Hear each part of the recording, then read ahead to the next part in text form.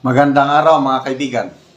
Bigyan natin ngayon ng reaksyon yung mga pahayag o komentary ni Ted Filon at Digit Chacha sa kanilang programa na kung saan binatikos nila yung impeachment na isinampa laban kay VP Sara. Sinimulan nyo, tapusin nyo. At tila bagang pinagtatanggol niya si VP Sara. Salamat po, Ted Filon. Ito. Tapusin nyo. Mas maganda rin po sa Presidente kung ang dating niya ay dahil sa akin. Nagkautang na loob ka pa. Tama? O sinabi ko na huwag ituloy, ha? Sa tatay at saka sa anak. Baga, ceasefire muna tayo. Lamig-lamig muna tayo dito. Diba? Kasi ako dito, ayokong mangyari yan. So lumalabas nga, kung iisipin natin itong binabanggit nga ni Ma'am na Sarsuela, baka nga ganun po ang takbo dito. Tinawag niyang Sarsuela. Yung kunuhay, panawagan, na wag nang ituloy ang impeachment, kaya lang itinuloy pa rin, Sarsuela. So, hindi naniniwala si Ted Filon sa sinseridad ng presidente na ipatigil nga ang impeachment. Or, mahina lang talaga siya. Kasi panahon ni PRRD, may ganyan na ring sitwasyon. Gusto ng mga kongresista i-impeach si BP Leni. Nung nagsalita ang PRRD, wag!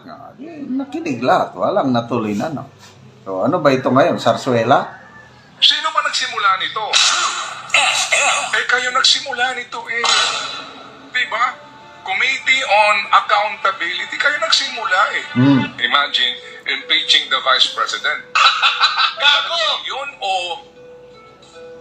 napagtanto nila na wala silang boto sa Senado. At huwag mo kakalimutan na si VP Sara, kahit bumababa ang kanyang trust ratings o performance ratings, mataas pa rin yan. Well, I have to agree with that. Alright? Totoo yan, baby. Totoo yan. Totoo nga. Napakataas ang satisfaction and trust rating ni VP Sara noon. Siya ang pinakamataas Nasa 80, 70%. Kaya lang itong sunod-sunod na paninira sa kanya, pababa ng pababa, kaya lang mataas pa rin. Nasa 50 plus pa rin.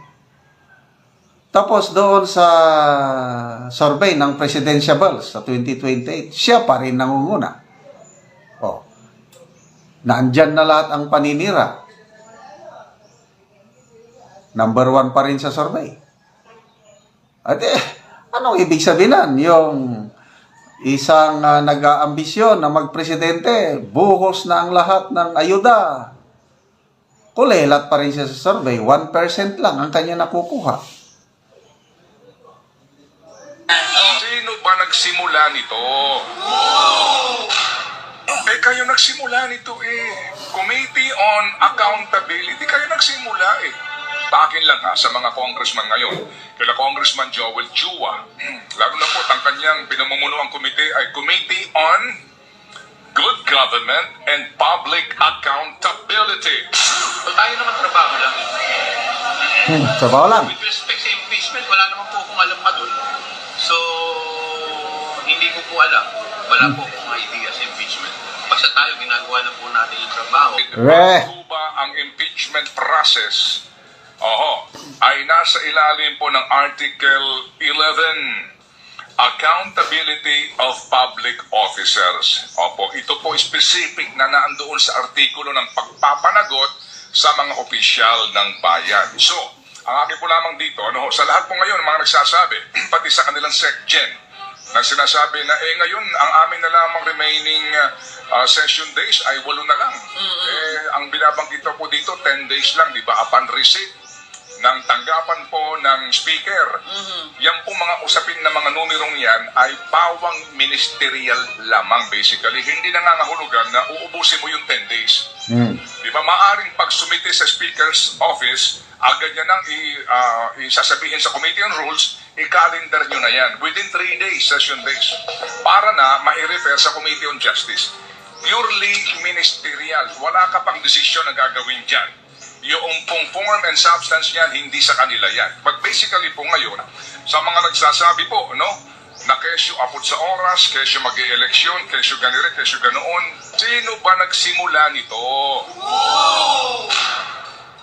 Sino ba nagsimula nito? Kayo nagsimula nito Di ba? Committee on Accountability, kayo nagsimula lumabas yung, bagamat ito po sigurado ako ang depensa dito, yung pinagbabasihan yung committee report na yan, hindi pa final yan, tama? Committee, COA pa lang yan yan pa lamang ay memorandum. Oo. Klaro. Memorandum, hindi pa conclusive. Hindi pa final. Yung notice of disallowance ng COA, yan ang pinagbabasihan nila ng impeachment. O ngayon, bagong lumabas yung unqualified COA report, Office of the Vice President for year 2023, malinis. Napakataas na audit observation yung inilabas ng COA para sa Office of the Vice President. O ano ngayon yan? Masyado kayong atat na gusto nyong pasamain talaga ang Office of the Vice President. Kasi sinasabi na meron kang dapat ipaliwanag, binibigyan pa ng sapat na panahon ang tanggapan ng Vice Presidente na magpaliwanag. At yan po ay hindi pa nga itong umaabot sa deadline. So pagkatapos niyan, papalik pa yan sa Commission and then Supreme Court. Yan po ang depensa dyan. Ang inyong sinasabi na yan, na COA report na yan, memorandum na yan, hindi pa yan final. Correct. Tama po, hindi pa yan final. Paano nga naman daw kapag nag-impeachment ka at yan ang pagbabasihan mo? Hindi pa nga final. Paano pa sinabi ng Supreme Court na tama dito? Do not ask due process. Diba? Pero sa kabilang banda, may lumabas ka kasi na mga Mary Kay's Piatos. May mga lumabas sa mga tempura. Kokoy Villamin. May lumabas po mga kapatid na mga informasyon na wala doon.